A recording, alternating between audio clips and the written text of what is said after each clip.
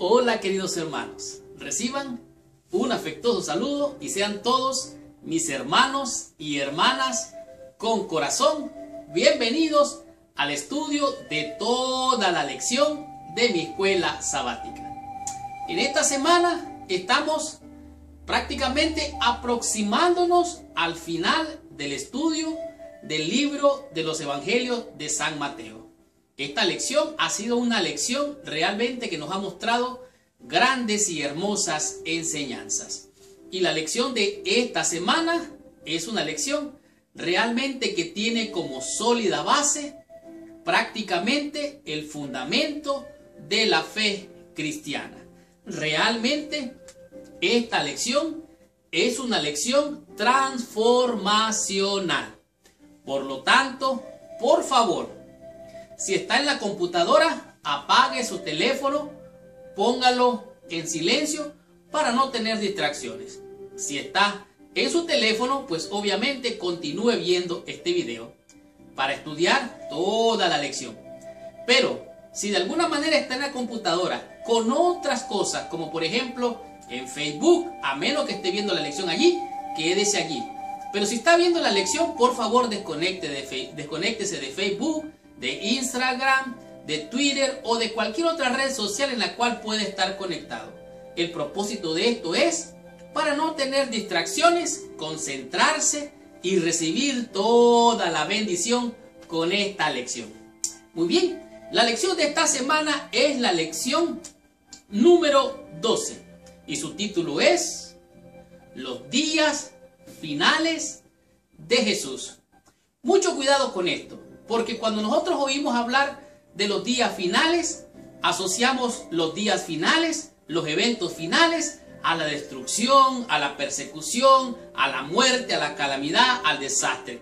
Pero esta lección es, como ya dije, la lección número 12 y su título es Los días finales de Jesús, lo cual significa las últimas escenas, los últimos eventos que Cristo vivió al final de su ministerio terrenal en esta tierra, valga la redundancia.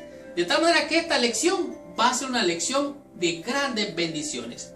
Recuerde que en los evangelios se habla de la muerte de Jesús, se habla de la tragedia que él enfrentó al final de su ministerio, de la angustia que él vivió al final de su ministerio. El apóstol Pablo habla de esto, también el apóstol Pedro.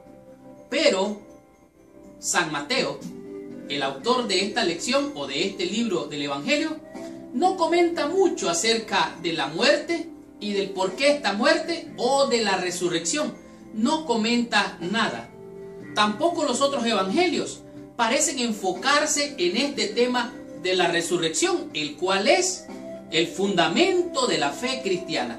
Entonces, ¿qué fue lo que dijo San Mateo de este tema? Vamos a estudiarlo, pero como ya dije, no se enfoca mucho en esto. Sin embargo, el apóstol Pablo y el apóstol Pedro sí. Por ejemplo, Pablo dijo: mas ahora Cristo ha resucitado, primicia de los que durmieron es hecho. ¿Qué significa esto? También dijo: la muerte entró por un hombre, esto es Adán. Por un hombre todos murieron, pero en Cristo todos serán resucitados o todos serán vivificados. ¿Qué significa esto? También dijo: en Adán todos mueren, pero en Cristo todos serán resucitados. De tal manera que el libro de San Mateo no se enfoca en la resurrección. Pero entonces, ¿qué significan estos los días finales de Jesús? Esta semana nos vamos a dar cuenta por qué esto realmente, los días finales de Jesús, son y serán una obra hermosa. Esta semana usted va a estudiar, a comprender, al estudiar toda esta lección, ¿qué significa un nuevo pacto? ¿Qué es eso? ¿Por qué hay un nuevo pacto? ¿De qué está hablando en esta semana la lección? Esto usted va a estar comprendiendo. También va a descubrir cuál fue la experiencia y prueba más dura de nuestro Señor Jesucristo. ¿Qué fue lo que pasó? ¿Por qué fue una prueba difícil para Él? Esto usted va a estar comprendiendo esta semana. Además de esto, usted va a disfrutar cómo entender por qué Judas se vendió. ¿Cómo entender eso? Esto vamos a estar comprendiendo esta semana. Para finalizar, usted va a descubrir por qué causa Pedro negó a Jesús y cómo usted y yo podemos evitar caer en ese problema. De tal manera que amárrese el cinturón porque arrancamos con esta lección. Estudiemos toda mi escuela sabática y recibamos toda la bendición prometida por nuestro Padre Celestial. Muy bien. El versículo de memoria para la lección de esta semana se encuentra en el libro de San Mateo, en el capítulo 26, el versículo número 31. Pero antes de entrar en el estudio o repaso de toda la lección de esta semana, te pido que por favor, allí donde estás, cierres tus ojos, inclines tu cabeza y oremos a nuestro Padre Celestial. Señor Dios y Padre nuestro, en el nombre santo y precioso de nuestro Señor, Dios y Salvador Jesucristo, venimos ante tu presencia, pidiendo, Padre, que limpies nuestro corazón y nuestra mente de toda contaminación de este mundo, Padre. Y te rogamos que envíes tu Santo Espíritu para que nos lleve a toda verdad, nos convenza, Señor, y nos muestre tu voluntad en la enseñanza de tu palabra. Nos ponemos en tus manos. Te rogamos que nos bendigas en el santo y precioso nombre de Jesús. Amén y amén. Pues bien, el versículo, como ya dije, se encuentra en Mateo capítulo 26, el versículo 31. El testimonio bíblico dice así. Entonces Jesús les dijo, todos vosotros os escandalizaréis de mí esta noche. Esa es la primera parte del versículo.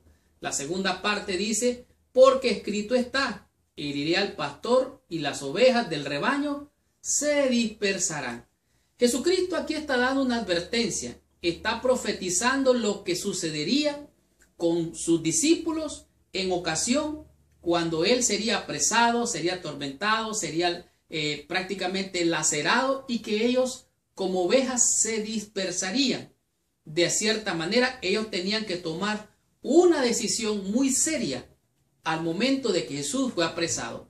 Y esto es lo que vamos a estudiar durante esta semana. La lección nos dice que en esta lección Jesús está entrando en los momentos finales de la historia de su vivencia en esta vida. Él tenía que afrontar momentos difíciles, cruciales.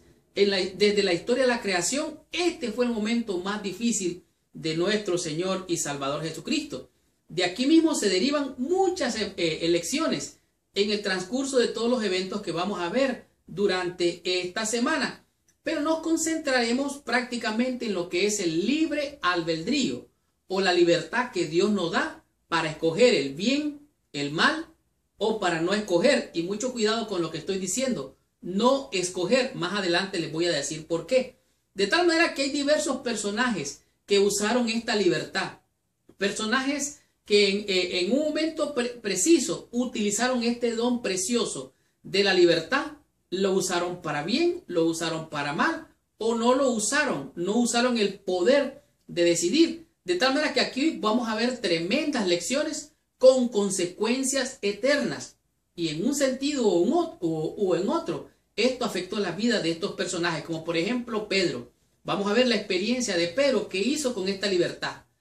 Ya sabemos lo que es la experiencia de Judas. Cómo utilizó esa libertad Judas para bien o para mal, para bendición, para maldición, para vida o para muerte.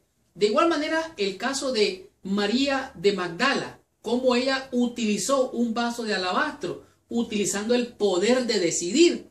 Decidió para bendición, ungiendo a nuestro Señor y Maestro. De tal manera que aquí podemos ver que Jesucristo también tuvo que tomar una decisión bien difícil, en la cual él tenía que hacer o la voluntad de su Padre o su propia voluntad. Tanto aquí dice que Jesús también tuvo que hacer elecciones y la mayor fue o era ir a la cruz. Él dijo, Padre mío, si es posible que pase de mí esta copa, pero no sea como yo quiero, sino como tú. Esta decisión que Jesús tomó fue la decisión que hizo alcanzar la bendición de la salvación para ti.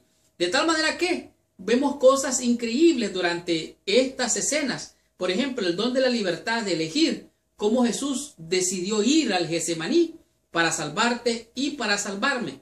Usando su propio libre albedrío tuvo que escoger si nos salvaría o no de la destrucción a la que nos había llevado nuestro abuso de esta libertad de escoger. De tal manera que estudiemos la lección del día domingo y descubramos por qué los días finales fueron una obra maravillosa.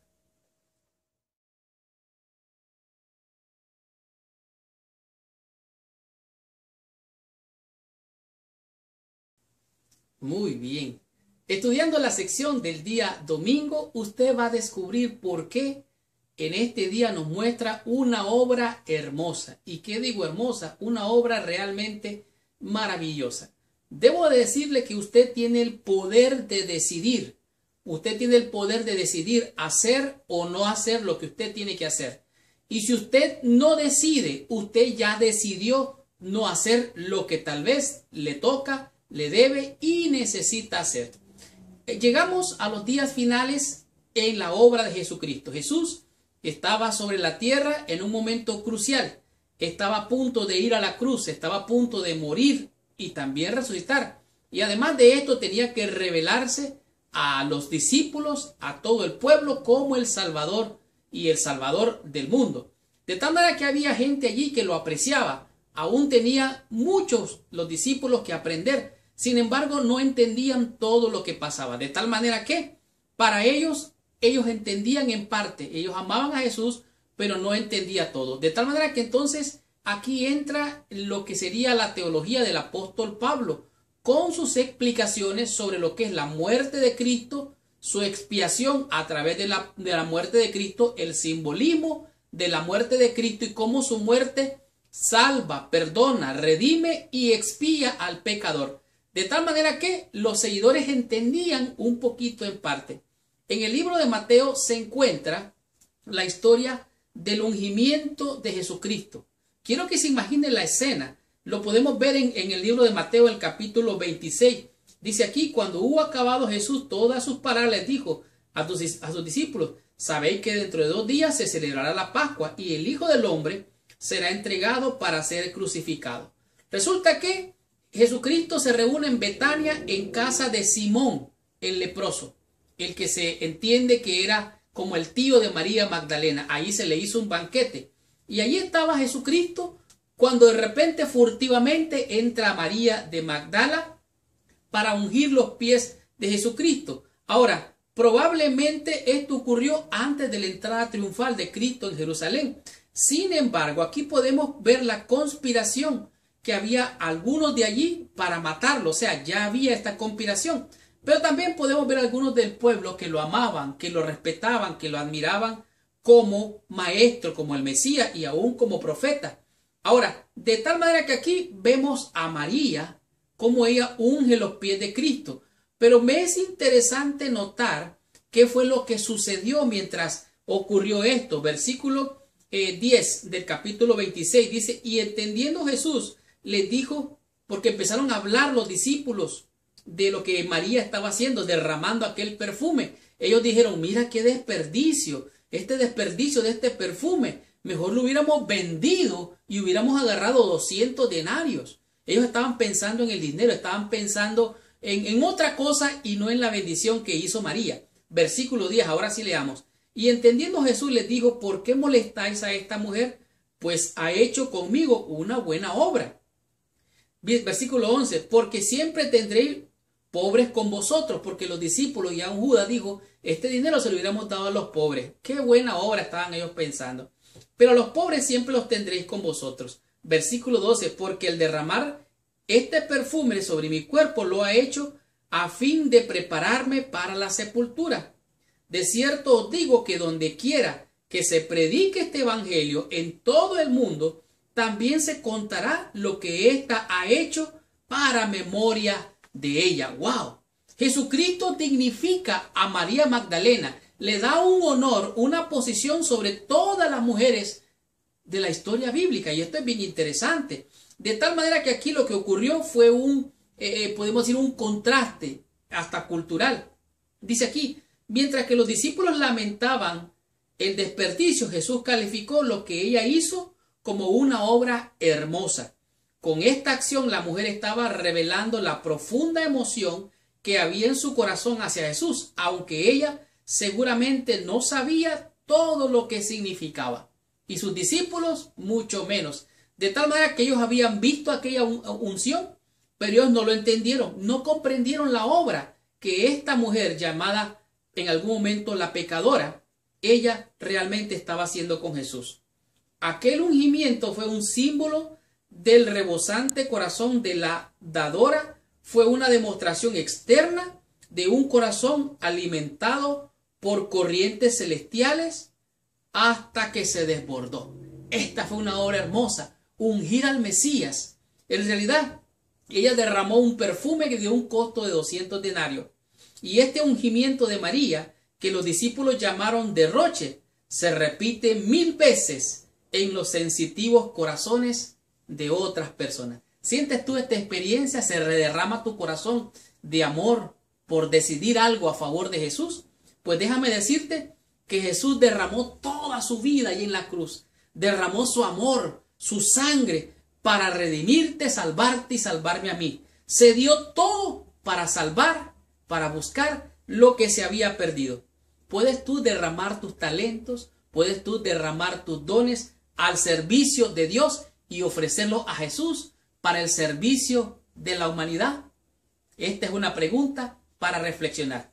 Estudiemos la lección del día lunes y aprendamos qué nos enseña en este día la lección con lo que significa el nuevo pacto. Veamos qué nos dice la lección.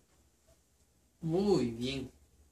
Estudiando en la lección del día lunes podemos descubrir lo que significa el nuevo pacto. Hay por allí algunas corrientes que tratan de explicar que el nuevo pacto es otra cosa. Esta semana o en este día va a quedar usted claro lo que significa el nuevo pacto. En este día la lección nos refiere al libro de San Mateo, el capítulo 26, el versículo 17. El testimonio bíblico dice así: el primer día de la fiesta de los panes sin levadura vinieron los discípulos a Jesús diciéndole: ¿dónde quieres que preparemos para que comamos la Pascua? Le preguntaron los discípulos a Jesús. Jesús les respondió y él les dijo: id a la ciudad a cierto hombre y decirle: el maestro dice, mi tiempo está cerca, en tu casa celebraré la Pascua con mis discípulos. Recuerde que la Pascua fue una celebración instituida allá en Egipto. Cuando salieron de Egipto, Dios instituyó la Pascua. Ellos comieron animalitos que sacrificaron, lo comieron con hierbas amargas y lo tenían que comer de pie porque tenían que estar listos para salir de Egipto. Y la sangre de esos corderitos, esos animalitos que mataron, fue la que fue puesta en los dinteles de la puerta. Y donde no hubiera esa sangre en los dinteles de la puerta, entonces moriría todo primogénito. Todo esto era un simbolismo de lo que acontecería después con relación a lo que fue a la salida de Egipto o el Éxodo. La historia del Éxodo es una historia de redención, realmente una historia de liberación, una obra que Dios hizo por aquellos que no podían hacerla por sí mismos. Todo esto era un simbolismo. Recuerden que allí fue instituida, mejor dicho, los ritos del santuario que tenían que sacrificar los animalitos. Allí comenzó de alguna manera esta enseñanza bíblica. De tal manera que un significado más profundo de la Pascua era algo que demostraba una liberación de salir de Egipto.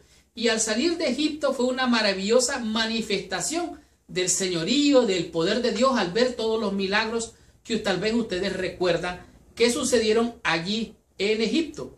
No era la redención de los hebreos o de cualquiera de nosotros, o sea, no era solo la redención de ellos o la redención de nosotros, no estaba incluida en esas maravillas o en esos potentosos hechos. Esto realmente se necesitaba volver a hacer, o sea, no es que tendría que morir y morir y morir, sino que era una vez y para siempre. Por eso se establece este nuevo pacto. Dice, necesitamos o necesitaríamos la redención que es en Jesús, que es la vida eterna. Así que por eso Él es mediador de un nuevo pacto. O sea, Jesucristo vino a sustituir el antiguo pacto, el pacto de la muerte de los animalitos, del derramamiento de sangre para el perdón y remisión de los pecados. Cristo vino a ser ese sustituto, ese animalito que sustituía, ¿verdad?, la muerte de los primogénitos si la sangre no era puesta en el dintel de la puerta. De tal manera que Jesús señaló el verdadero significado del vino, dice, y el verdadero significado del pan. Todos ellos señalaban su muerte en la cruz. Y para esto la lección nos refiere al testimonio bíblico que se encuentra en Mateo 26, del versículo 26 en adelante. Y dice así, dice, y mientras comían, tomó Jesús el pan y bendijo y lo partió y lo dio a sus discípulos. Y dijo, tomad, comed, esto es mi cuerpo. Recuerden, en el santuario había pan, los panes ácimos o los panes sin levadura. Jesús dice, este es mi cuerpo, comed todos de él, o sea, comed todos de mi cuerpo. Por eso en alguna parte él dijo, el que no coma mi carne, no beba mi sangre, no tiene vida. Versículo 27, y tomando la copa, habiendo dado gracias, le dijo, diciendo, bebed de ella todos, porque esto es mi sangre del nuevo pacto. Ok, la sangre del antiguo pacto, que era la sangre de los corderitos, que era derramada, este es el nuevo pacto. Ya no es la sangre. Ahora, la última sangre derramada fue la de Cristo. Ahí se cumplió totalmente los ritos. El santuario mismo, la muerte de Cristo concluía todos esos ritos, terminaba con todos esos ritos, porque esto es mi sangre del nuevo pacto, que por muchos es derramada para remisión de los pecados. Esto os digo, que desde ahora no beberé más de este fruto de la vid hasta aquel día en que lo beba de nuevo con vosotros en el reino de mi Padre. Ya no bebería más del fruto de la vid. Ya se acabó la ceremonia, los ritos que fueron clavados en la cruz. El acta de los decretos, que eran ritos ceremoniales, fue clavada en la cruz. Ahora es un nuevo pacto. ¿Cuál es este nuevo pacto? Comer el pan, beber el vino, que representa el cuerpo y la sangre de Jesucristo. De tal manera que aquí podemos ver claramente lo que es el nuevo pacto. ¿Qué significa este nuevo pacto? Dice aquí, necesitamos la redención que es en Jesús, la vida eterna. Así que por eso Él es mediador de un nuevo pacto. Jesús le señala el verdadero significado del vino, el verdadero significado del pan.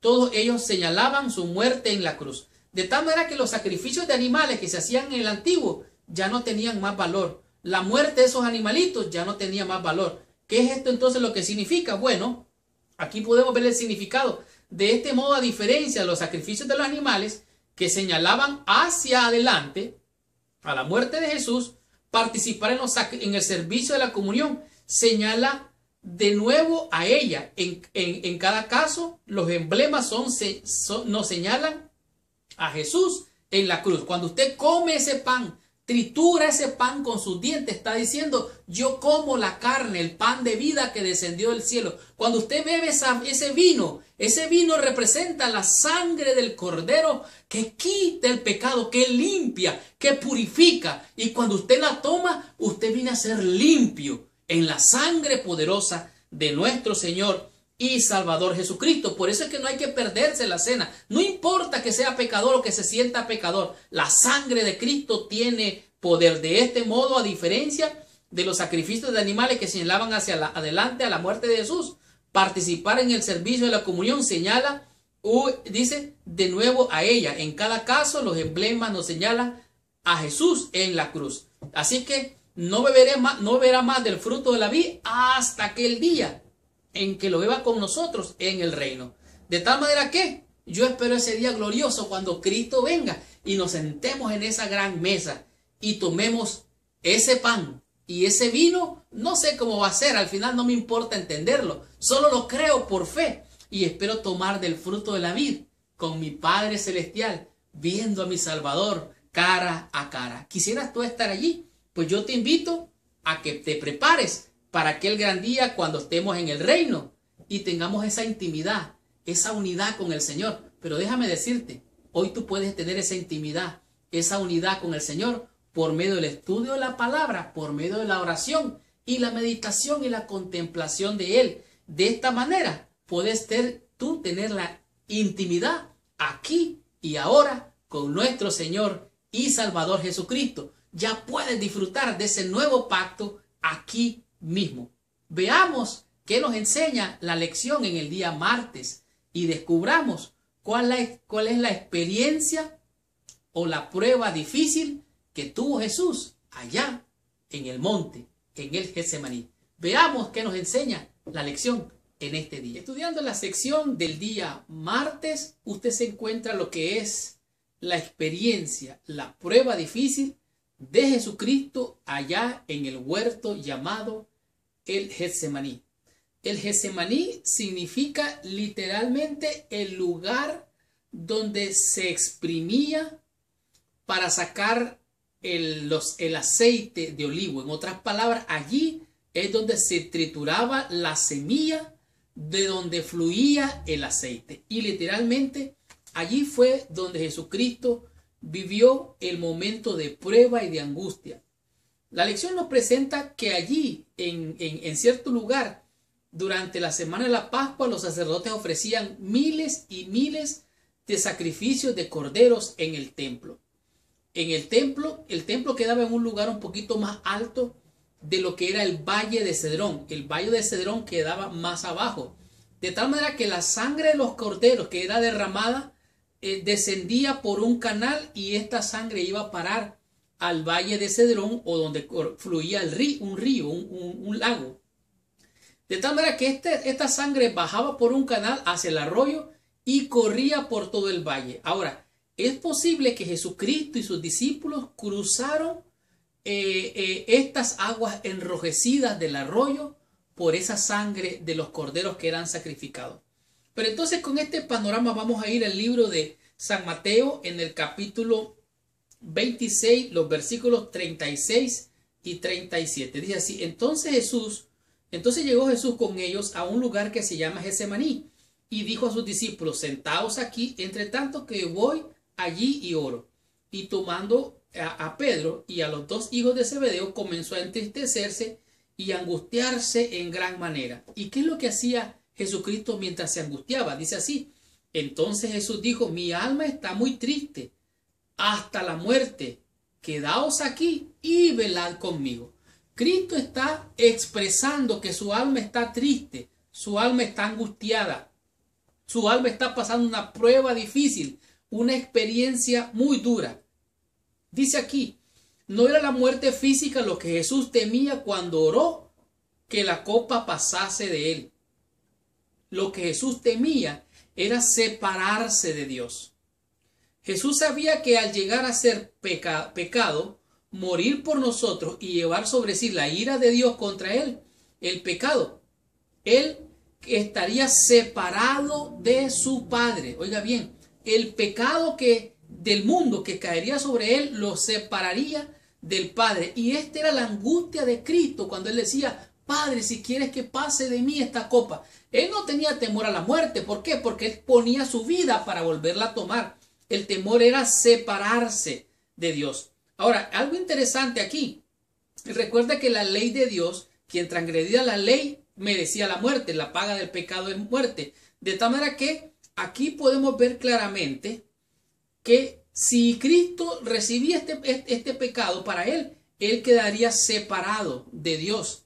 Él había venido como un garante. Un garante es aquel, como quien dice, alguien que firma por alguien que si él no paga, él va a pagar. Esa es la garantía. O sea, que Cristo vino a ser el garante de esta humanidad.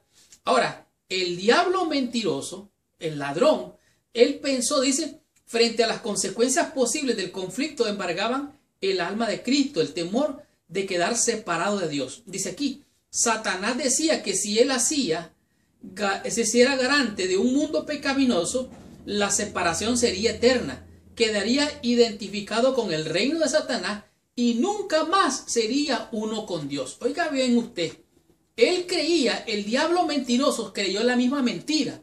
Creía que al morir Cristo, al venir Cristo y hacerse que el pecado caíra sobre él sería ya perdido.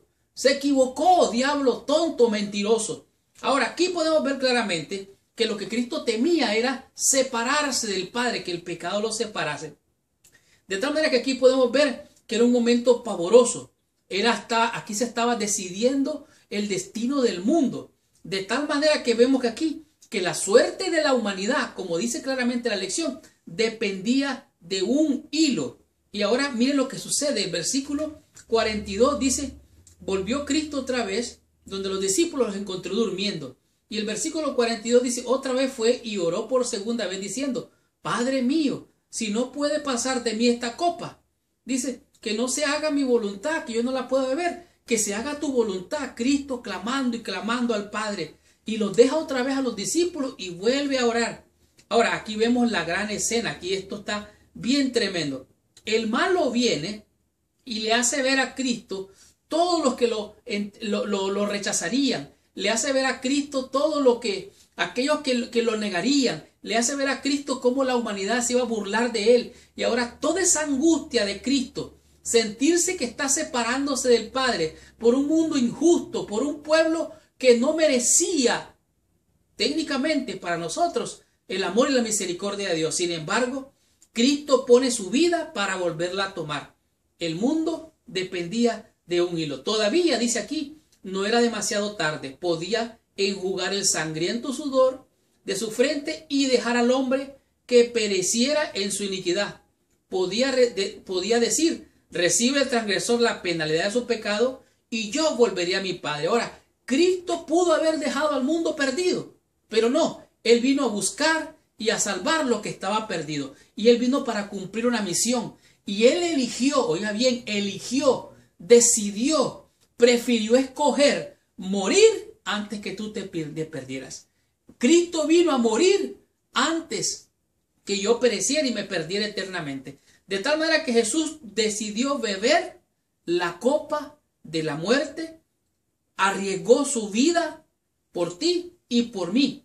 Ahora, las consecuencias de la maldición del pecado para salvar al culpable, Él vino a tomarla para salvarte y para salvarme.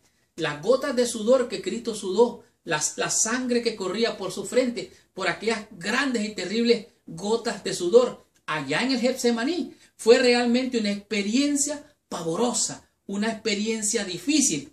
Sin embargo, aquí lo vemos. El versículo 44 dice, y dejándolo se fue de nuevo y oró por tercera vez diciendo las mismas palabras.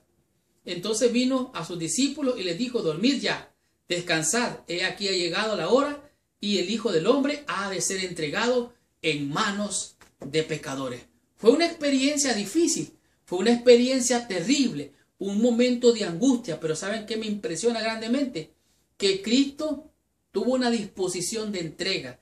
Cristo se entrega, se rinde y se humilla al Padre y entrega su vida, entrega de alguna manera, por así decirlo, su divinidad al Padre, y ahora Él viene y muere por ti, muere por mí. Separado del Padre, no podía hacer nada más nada que morir, porque el pecado estaba sobre Él. La sangre que corría, su sudor, Él eligió morir para salvarte a ti y para salvarme a mí. Él rindió su voluntad al Padre para que tú y yo hoy alcanzáramos la bendición del perdón, de la salvación y la misma vida eterna. Él entregó la voluntad al Padre y en un momento de angustia dijo, Padre, si quieres que pase de mí esta copa, pero no, que no se haga mi voluntad, sino como tú, Padre. Qué hermosa experiencia la de Cristo. Sufrir en el Getsemaní, sentir la experiencia de separarse del Padre, rendirse, se humilló hasta la muerte y muerte de cruz para salvar y buscar lo que se había perdido. Aprendamos qué nos enseña la lección en el día miércoles y descubramos cuál es la bendición de este día con el tema que es Judas vende su alma. ¿Cómo entender por qué Judas vendió su alma? Estudiemos la lección de esta semana. Hemos llegado a la sección del día miércoles y en este día nos presenta la lección, una gran lección.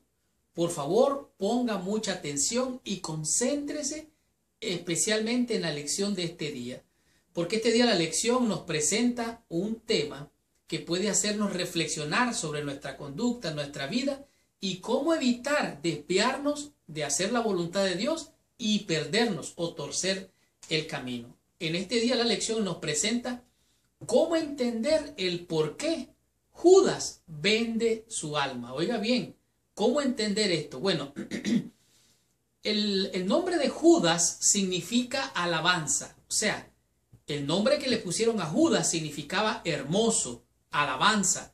Y este nombre, por eso el pueblo de Judá era el pueblo de la alabanza, era el pueblo para honrar y glorificar a Dios. Este era el nombre que tenía Judas. Pero ¿sabe qué? La historia de Judas es una historia triste. Él pudo haber sido un héroe de la fe si tal vez hubiera muerto en la travesía haciendo la obra del Señor. Sin embargo, hoy tal vez podrían los edificios o las iglesias llevar el nombre de la iglesia, como hay algunas por allí, las iglesias de San Judas. Ahora, su nombre está ligado lamentablemente con la traición, con el engaño. Y aquí es algo bien interesante notar que nosotros podemos humanamente hasta despreciar a Judas.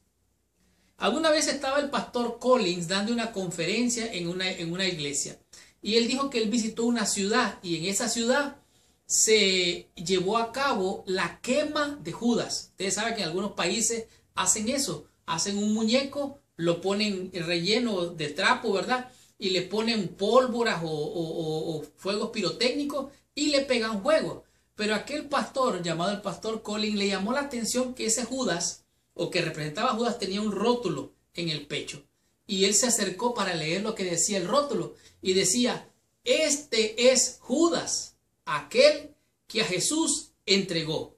¿Quién sabe cuántos me están viendo que son peores que yo? Mucho cuidado con muchas veces despreciar a un pecador. Y este es el caso con el ejemplo de Judas. Ahora, es interesante notar, la lección nos manda al libro de San Juan en el capítulo 6, el versículo 70, donde Jesús está hablando que Él es el pan de vida, Él es el pan que descendió del cielo. Él dice, yo soy el pan vivo que descendió del cielo. De cierto os digo, dice Jesús, que el que no come mi carne y bebe mi sangre no tiene vida en vosotros. Y desde entonces la gente empezó a pensar, yo no sé si esta gente eran vegetarianos, pero empezaron a sentir rechazo por Jesús, no sé. Nada más aquí estoy como quien dice, haciendo un poquito más grande el escenario para que usted piense sobre este asunto. Pero ¿qué es lo que pasó?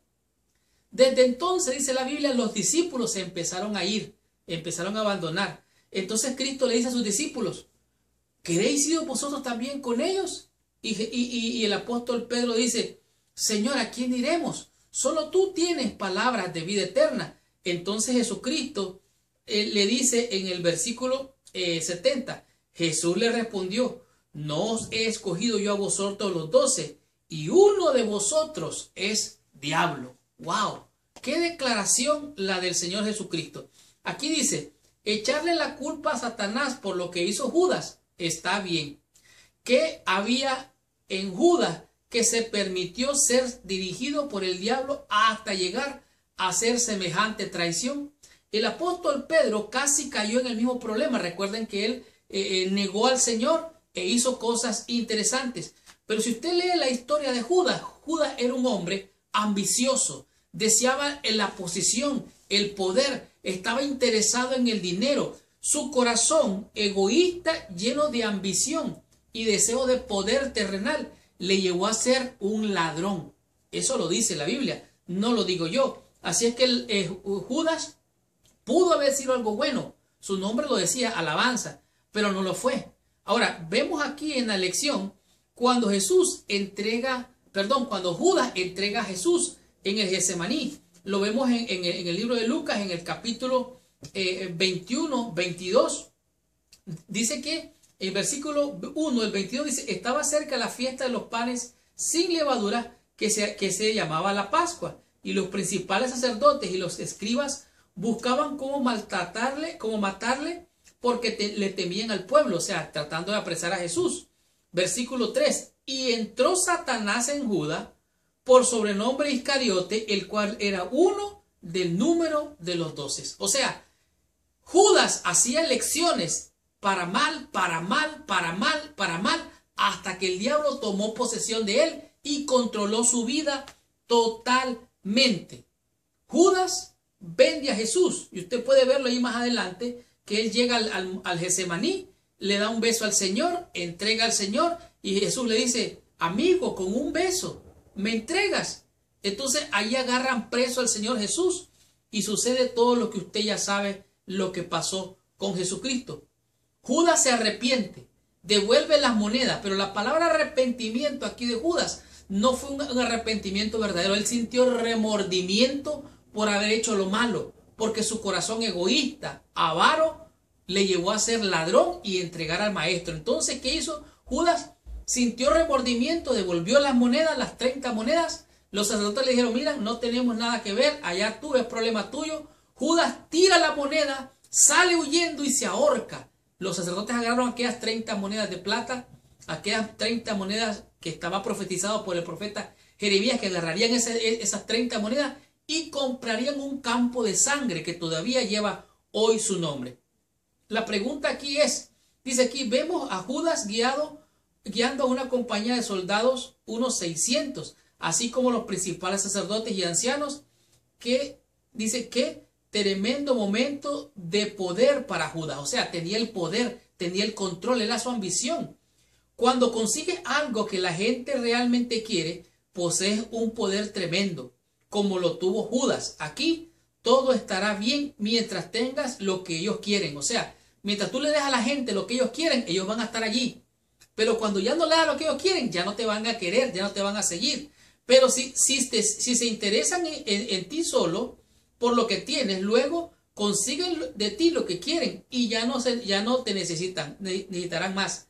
Después de unas horas, Judas estaba solo y sin nada. ¿Y sabe qué pasó? Judas se ahorcó, se guindó, para peor fortuna de él, se rompió con lo que se ahorcó, cayó y se desbarató, se reventó y después, bueno, fue devorado como le pasó a Jezabel por los perros. Esto es triste, lamentable.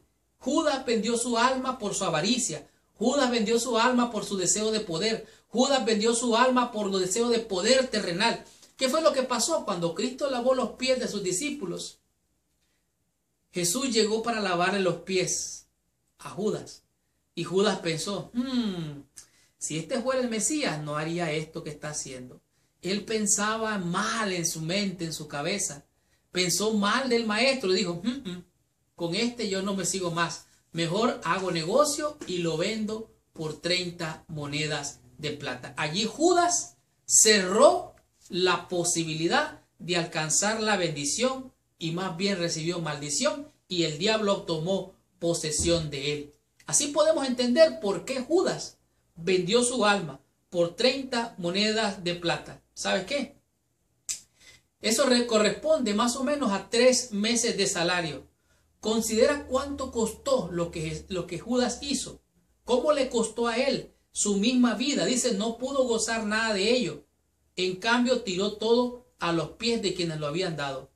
Cualquier cosa que nos haga apartar de Jesús, que nos haga perder nuestra alma, es tan inútil como fue ese dinero para Judas. Judas estaba interesado en el poder, en el dinero, estaba interesado en la influencia. Él quería tener todo lo terrenal. Por lo tanto, Judas se quedó con lo que él quería. Este mundo lleno de dolor, de pecado y hasta la perdición. De tal manera que podemos aprender cómo evitar caer en el error que cayó Judas. Aprendamos de la lección en el día jueves y descubramos qué nos enseña en este día la lección con el tema que es la negación de Pedro. Veamos qué nos enseña. Estudiando la lección en el día jueves, descubrimos por qué causa Pedro negó a Jesús.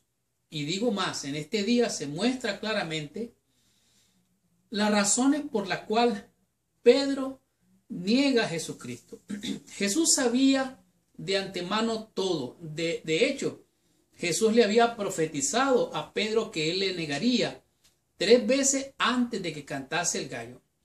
La decisión de Judas de traicionar a Jesucristo, como lo vimos en la lección anterior, no es lo mismo de la manera en que Pedro negó a Jesús. Son 2 cosas distintas. Judas traicionó y Pedro negó.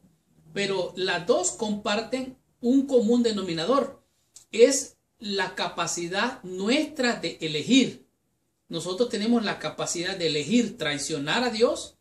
Tenemos también la capacidad de elegir negar a Dios o tenemos también la habilidad de no elegir nada. Y cuando no elegimos nada, ya elegimos no elegir nada. De tal manera que aquí vemos que tenemos el libre albedrío para decidir, para hacer bien o para hacer mal. Y aquí vemos claramente lo que es la traición. Tenemos nuestra libertad de hacer las elecciones correctas o incorrectas o hacer elecciones pobres. Y Judas y Pedro vivieron la misma experiencia. Ellos tuvieron que tomar una elección y decidir hacer lo que hicieron. Dice el libro de Mateo, en el capítulo 26, el versículo 51 en adelante, dice así.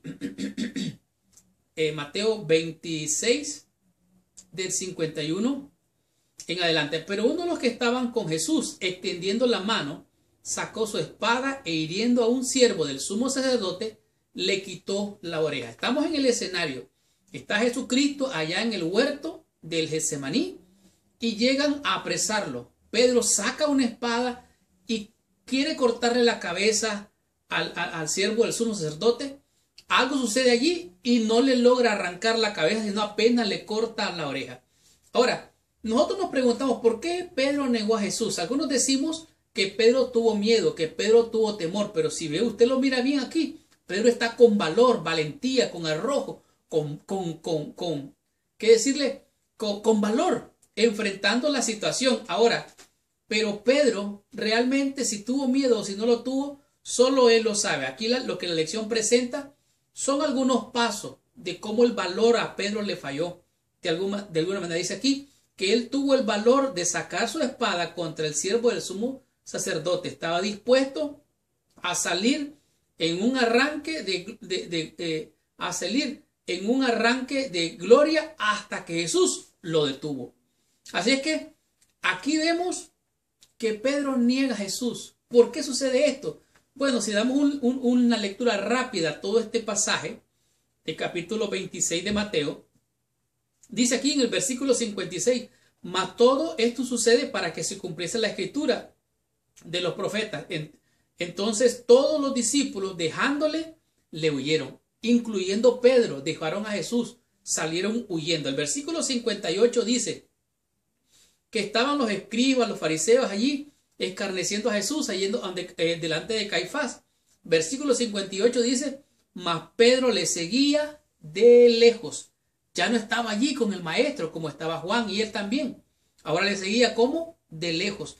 Aquí Pedro está negando poco a poco al Señor. Primero salió huyendo, ahora lo sigue de lejos. Si usted sigue leyendo todo más adelante, se va a dar cuenta de que Jesucristo ahí es enjuiciado. Es prácticamente señalado y es cuestionado sobre algunas cosas de las cuales no era culpable, pero que le acusaron. En el versículo 69 dice, Pedro estaba sentado fuera en el patio.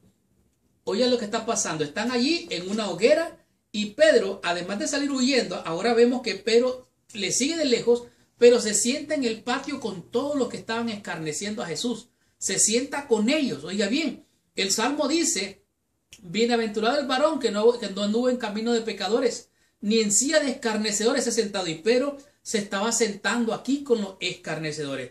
Versículo 69 dice, Pedro estaba sentado fuera en el patio y se le acercó una criada diciendo, tú también estabas con Jesús el Galileo. Mas él, versículo 70, mas él negó delante de todos diciendo, no sé lo que dices. Aquí empieza la negación de Pedro.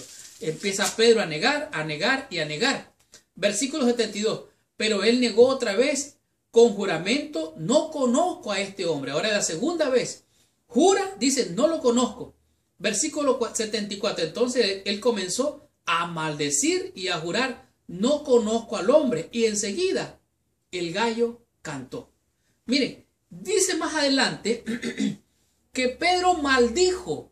Empezó a hablar tan feo, que le dijeron, mire, aún como estás hablando tan feo, tus palabras te denuncian, tú andabas con él. Versículo 75, entonces Pedro se acordó de las palabras de Jesús que había dicho, antes que el gallo cante, me negarás 3 veces.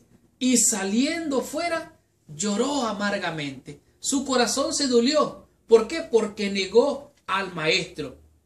En realidad, parece ser que Pedro no conocía a Cristo. Porque él mismo lo declara, dice, yo no conozco a este hombre. Primero lo veo haciendo milagros y ahora veo que hacía grandes cosas y ahora no se defiende él mismo. Él no entendía al Señor. Dice aquí que él no conocía al hombre, no entendía lo que significaba su arresto. Tal vez Pedro negó a Jesús cuando se dio cuenta de que no comprendía lo que Jesús hacía.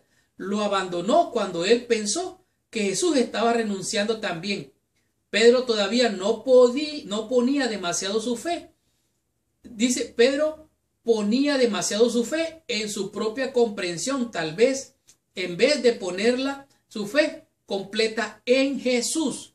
Pedro confiaba en sí mismo, por eso le negó. Ahora, Jesucristo le había dado muchas señales poderosas. Jesucristo le había mostrado. Ahora, Pedro había tenido la valentía de la confesión, que Jesús era el Cristo, pero él todavía no entendía. Por eso Pedro llega a negarlo. Dice aquí, la negación de Pedro debe decirnos que todos los milagros y las señales en el mundo no nos mantendrían fieles a Dios si nuestros corazones no están completamente entregados a Él. Por lo tanto, Pedro negó al Señor. ¿Por qué? Porque no estaba totalmente entregado a Él. Por lo menos en esta parte. En el libro de los Hechos vemos que tiene poder Pedro porque recibió el Espíritu de Dios y ese es la dinamita, es el poder. Mientras tanto aquí Pedro confió en sí mismo. Ahora el libro de Lucas dice algo interesante. El libro de Lucas dice cuando Pedro lo negó, Jesucristo se volvió, lo miró cara a cara y tuvieron un contacto visual. Y dice el libro de Lucas que Jesús le amó, tuvo compasión de él. Aunque Pedro le negó, aunque tú niegas al Señor, aunque tal vez yo niegue al Señor, el Señor nos mira y nos ama con amor eterno. Tengamos la conclusión y recibamos total bendición con la lección de esta semana.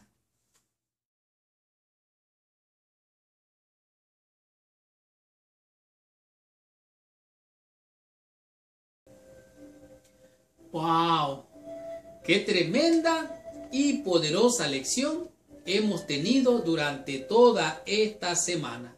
La lección número 12, cuyo tema fue los días finales de Jesús, nos ha dado grandes y hermosas enseñanzas que nos han impactado la vida hasta un nivel de transformarnos para replantearnos la manera de ver los eventos finales que tuvo que pasar nuestro Señor Jesucristo a fin de salvarte, salvarme y salvar a toda la humanidad. En la parte para estudiar y meditar, cuenta la historia que en el año 1959 dos maleantes entraron a una vivienda, a un hogar, donde mataron a los padres, o sea, al papá y a la mamá, y a dos hermanos. Resulta que el hermano de este padre parece que llegó a ese lugar, a esa comunidad, y él declaró, hay mucho resentimiento en esta comunidad, o sea, había mucho odio contra aquellos que habían matado a estos padres y a estos hijos. Él dice, no sintamos esto. Él escribió a un diario, la acción ya está hecha y no va a cambiar los hechos. O sea, ya mataron a mi hermano, a mi cuñada y a mis sobrinos, ya no hay nada que hacer. Él dijo, mejor perdonémoslo como Dios nos pide que tenemos que hacer. Y así, él dijo, es muy difícil vivir consigo mismo con este cargo de conciencia. De tal manera dijo que su única paz mental, hablando del delincuente, dice, la va a encontrar o la va a hallar solamente pidiendo perdón a Dios. Por lo tanto, dijo él, oremos para que él encuentre esa paz. Qué interesantes palabras. Pero dejando de un lado el tema de la pena de muerte, podemos ver aquí una poderosa expresión de la clase de gracia que Cristo nos ofrece a todos. Aunque después de la inexcusable negación de Pedro, Cristo lo perdonó y confió la obra de ganar almas a Pedro. O sea, 3 veces le negó y 3 veces lo confirmó el Señor. ¿Me amas, Pedro? Apacienta mis ovejas. ¿Me amas, Pedro? Apacienta mis corderos. ¿Me amas, Pedro? Tú lo sabes todo, Señor. Apacienta mis corderos. De tal manera pues, que aquí podemos ver claramente Pedro no conocía al Señor Jesús. Él aprendió la gran lección. Pero ahora Pedro comprendía con amargo pesar cuán bien el Señor lo conocía a él y cuán exactamente le había discernido su corazón, cuya falsedad desconocía él mismo. Es interesante notar que Pedro aprendió la gran lección, que así como lo negó 3 veces, así Jesús confirmó que Pedro sería el valiente apóstol Pedro. Él sabía lo que había en Pedro, aún antes de que Pedro lo supiera, y sabía lo que Pedro había aún antes de que Pedro lo hiciese. Y no obstante, su amor y su gracia permanecieron constantes a pesar de que Pedro no tenía a quien echar la culpa, sino a sí mismo por sus acciones. Nosotros tenemos la capacidad de elegir bien o elegir mal, elegir o no elegir, ya decidimos. Por lo tanto, tenemos que aprender a hacer elecciones que nos acerquen cada vez más y más a nuestro Señor, para de esta manera, por gracia y por amor, recibir misericordia para el oportuno socorro. Esta semana aprendimos 5 conceptos, 5 lecciones que a mi juicio han sido de grande bendición. La pregunta es, ¿cómo has experimentado tú en algún momento la derrota? ¿Y cómo esa derrota, como la tuvo Pedro, te sirvió como algo para triunfar? Piensa en Jesucristo. Allí en el Getsemaní parecía estar derrotado, parecía estar allí ya moribundo, Cristo, por la angustia que sentía. Y cómo esa derrota aparente vino a ser la victoria, la cual ahora tú, por amor, por gracia y por fe, la recibes para bendición y salvación. ¿Realmente es esto posible? ¿Qué implica esto para ti? ¿Por qué? Nosotros podemos ver que Jesús tendría que dar la vida. Era la única manera para alcanzar la salvación para el mundo. ¿Por qué tenía que morir Cristo? Bueno, la Biblia dice, sin derramamiento de sangre no hay remisión de pecado. Así es que la pregunta es, ¿será que Dios no tenía otra manera para salvarnos? Claro que sí, pero ya estaba establecido que así tendría que ser. Tenía que morir Cristo para resolver el problema del pecado y así la luz de la salvación viniera a nuestras almas. Como ya dije, aprendimos 5 conceptos, 5 lecciones que han sido de gran bendición para nosotros durante esta semana. La primera parte, aprendimos una obra hermosa. Imagínense a María entrando a la casa de Simón, el que había estado leproso.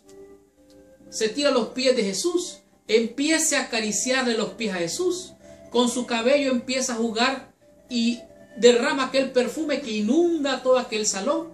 La gente vuelve a ver aquella escena y aquella mujer pecadora, la prostituta, tocando al maestro, acariciando al maestro, las manos de aquella pecadora sucias, tocando al santo. No le digo más, esa pecadora ungió al maestro. ¡Wow! Una mujer unge al Mesías, ungido. Una mujer pecadora lo ungió. Y así María, Jesús le dijo, mujer, mira, el que mucho se le perdona, mucho ama. Mira, Simón, mira esta mujer, tú no me le diste agua para los pies, tú no me diste besos y esta mujer no ha parado de besar. Judas dijo, y los discípulos, qué desperdicio, ese dinero se hubiera mejor vendido ese alabastro y hubiéramos conseguido 200 denarios para darle a los pobres. Jesús le dijo, a los pobres siempre lo tendréis con vosotros, pero esta mujer me ha ungido para la sepultura. Oiga, donde quiera que se predique este evangelio, dije, se va a hablar de esta mujer para testimonio de todos. Gloria a Dios por el ungimiento del Mesías, por esta mujer llamada la pecadora. En el tema número 2, comprendimos el nuevo pacto. ¿Qué significaba esto? Bueno, en el antiguo estaba el antiguo pacto, valga la redundancia. Y el antiguo pacto decía que tenían que matarse animalitos, derramarse la sangre para poder alcanzar el perdón, la salvación, la remisión de los pecados. La Pascua fue instituida, dijimos, allá, en Egipto. ¿Se acuerdan? Tenían que comerlo, la familia, matar un animalito y comerlo, comerse esa carne con hierbas amargas y comerlos listos para partir. Y así ellos recibieron ese emblema, esos ritos. Y ese pacto antiguo fue renovado por el nuevo pacto. Cristo dijo, este es el vino, este representa mi sangre, este es el pan, representa mi cuerpo, que es dado por vosotros. Entonces Cristo cambió, oiga bien, el antiguo pacto por el nuevo pacto. El antiguo pacto fue clavado en la cruz, Colosenses 2:14. Allí fue clavado en la cruz el antiguo pacto. El nuevo pacto es comer el pan y beber el vino del Señor. Eso anuncia cuando Él lo beberemos con Él otra vez en el reino. Por lo tanto, es lícito hacerlo. No importa que te sientas pecador o pecadora, la sangre de Cristo tiene poder para limpiar y perdonar todo pecado. Así que no te abstengas de tomar la cena del Señor. Es el símbolo del nuevo pacto que Dios, en la persona de Jesucristo, nos dio para bendición y salvación. En el tema número 3, Getsemaní, descubrimos que el Getsemaní fue el huerto o el huerto de los olivos. Y allí es el lugar donde se trituraban para sacarle el aceite. Qué interesante, ¿no es cierto? Y allí Jesús subió.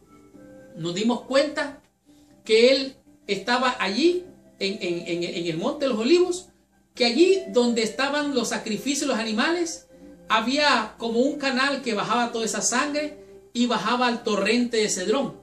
Ahí en el torrente de Cedrón posiblemente Jesús con sus discípulos pasó para llegar al huerto del Getsemaní, donde Jesús en angustia, en dolor, pasó la prueba más difícil. Y Él decía, Padre, si quieres que pase de mí esta copa. 3 veces oró y 3 veces los discípulos ahí dormidos. Jesucristo clamaba.